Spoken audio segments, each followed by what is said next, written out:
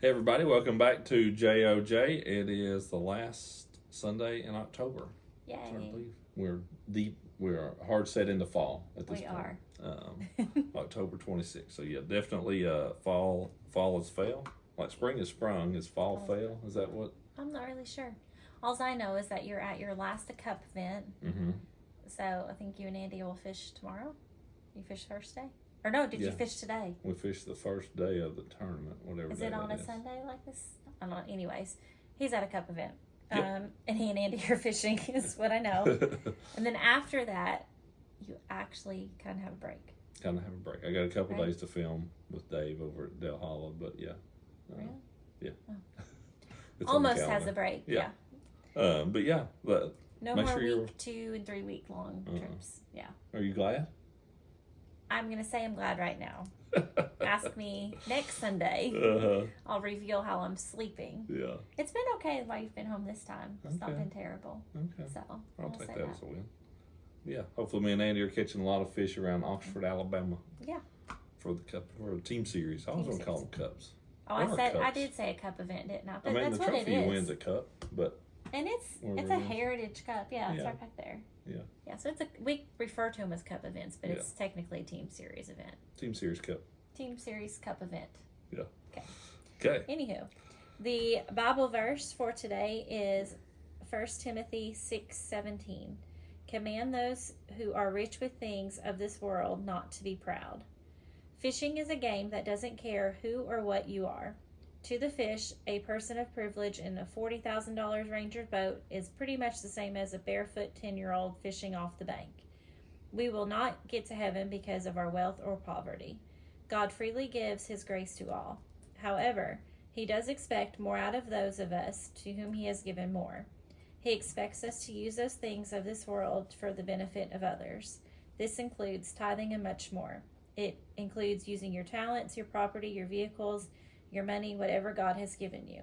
Our biggest trap is trusting in what God has given us rather than trusting in God. This trap will always lead us into great danger.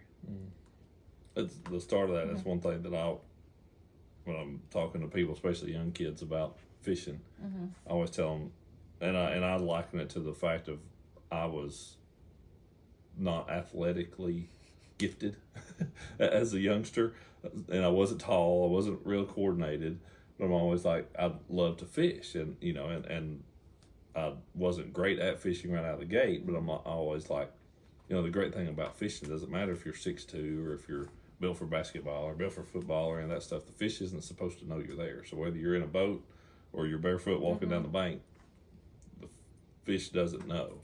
So that's one thing that I do absolutely love about fishing.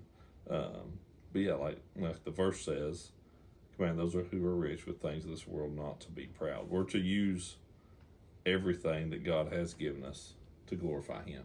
And he's given us all different things. Some people, they've got they're retired, they have a lot of time. Some people have a lot of money, have a lot of property, have a lot of this or that. One thing that I was going to start with that is that anytime you see somebody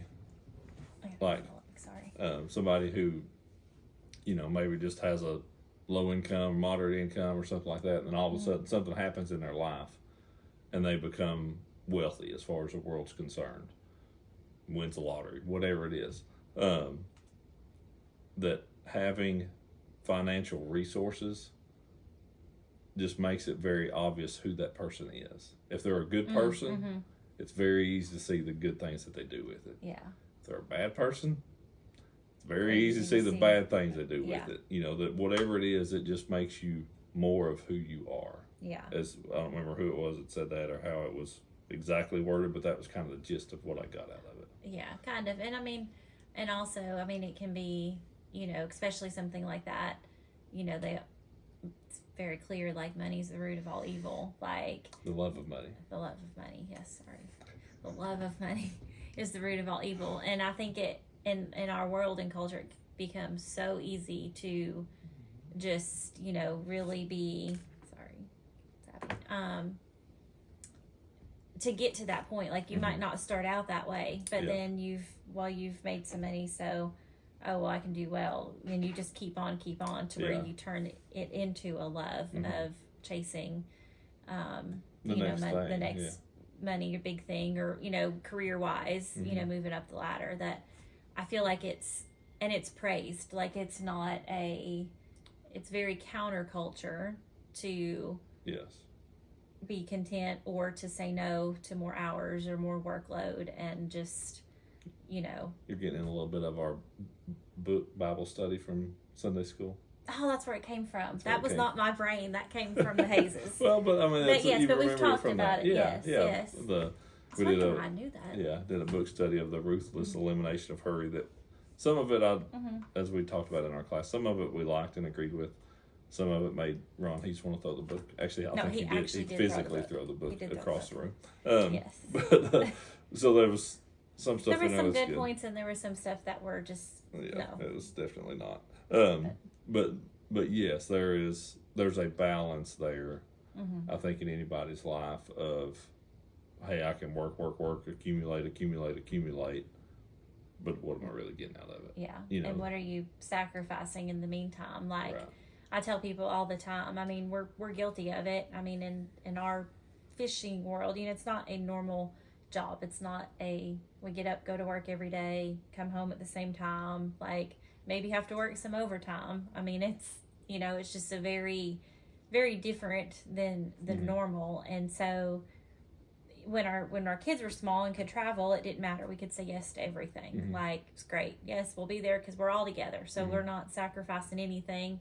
And then as they got older, and, we kind of had always said that as long as they're good being on the road, we'll stay on the road. But, it's hard because it wasn't their dream to be on the road and be fishermen. And we also wanted them to be able to, be the people that God called them to be. So even though it's a lot harder on us, because obviously that puts me home and him traveling, it became really hard to start to know that we had to say no. Yeah. Because it's like in our short little amount of time where fishing is great and good, like you got to be there. You've got to manage, just tournaments and sponsors and, trips. We do a few trips that we give away each year for charities and all the different time things. And then when we're home, it's a lot of things people don't see is, well, he comes home from a tournament, he may be here 5 days. Well, 2 of those days he's going to be unloading and reloading his boat because, it's a disaster and going different places. And then, I mean, I think South Africa was a great example. You were here for 5 days. Yeah.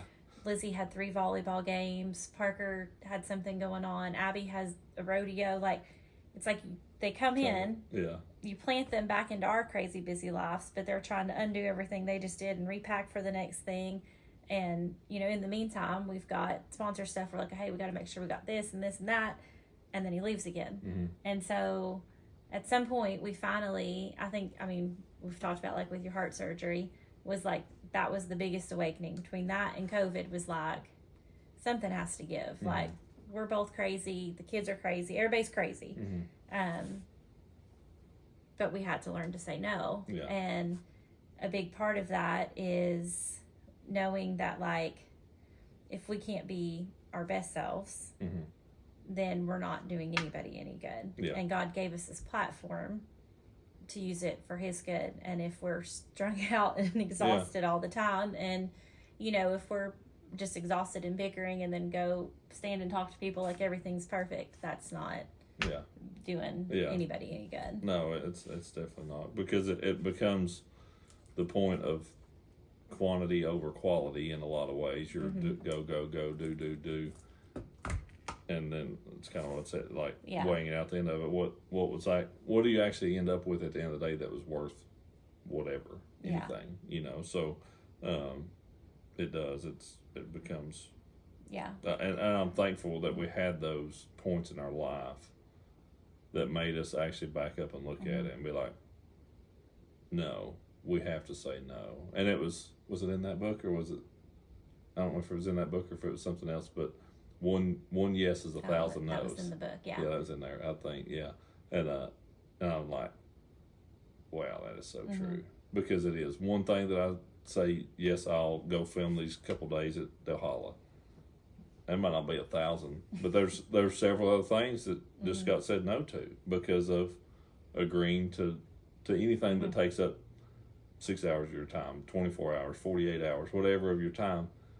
Yeah. That yes equates to a bunch of other no's, and you just got to make sure that those are worth it. Yeah, and that, what you do have is, I think, like our kids are watching us, like your kids may be watching you, or grandkids, like if they see you always chasing, more money or, like a job, like if it's not in a good balance, let me put that, because those things are not bad. Like it's when it's over consuming and it takes priority over everything. Like that's the biggest thing is I want our kids to hopefully be like, oh, mom and dad worked hard, but they also followed what God wanted them to do. Like, even if that meant saying no, or if it meant saying yes, or, just, I hope that they'll grow up and think, oh, well, they did a good job managing it. Obviously not perfect, but, because that's the hard part is everybody wants your attention all the time. Absolutely. Because that's summing it up. Those last couple lines in there. Our biggest trap in trusting what God has given us rather than trusting in God. This trap will always lead us into great danger. That's what that all is.